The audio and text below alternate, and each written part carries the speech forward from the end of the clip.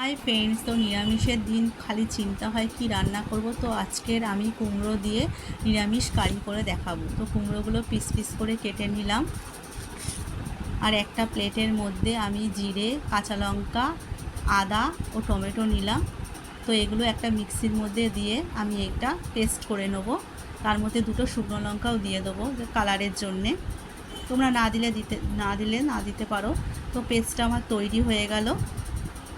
এবার আমি কুমড়োটা সেদ্ধ করতে বসিয়ে দিলাম। এবার মাঝে মাঝে দেখবো কুমড়োটা সেদ্ধ হয়েছে কি না। তো আমার কুমড়োটা সেদ্ধ হয়ে এসছে। তো আমি একটা থালার মধ্যে ঢেলে নেব। নিয়ে এটার মধ্যে আমি বেসন, কর্নফ্লাওয়ার, নুন আর একটু লঙ্কার গুঁড়ো দিয়ে চামচ দিয়ে এগুলোকে ভালো করে মিক্স করে নেব। তো আমি এগুলো দিয়ে ভালো করে এটাকে মাখিয়ে নিলাম। তো মাখিয়ে আমি একটা ডো বানাবো। তো ডো বানিয়ে আমি ডিমের আকারে কড়াই তেল দিয়ে আমি ডিমের আকারে ভাজছি। তো তোমরা যা খুশি আকার দিতে পারো, যার যা খুশি। তো আমি ডিমের আকারেই দিলাম। দেখো ভাজাটা আমি লাল লাল করে ভাজলাম।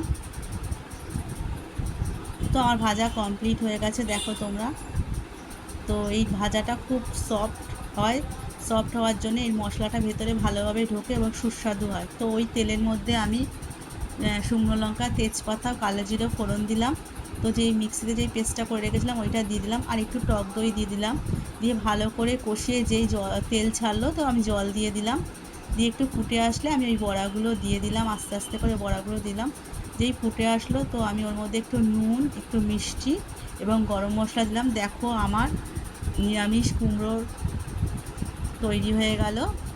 তো দেখো কত সুন্দর দেখতে হয়েছে। এটা খুব সুস্বাদু খেতে হয়, তোমরা বানিয়ে খেও, খুব ভালো লাগবে।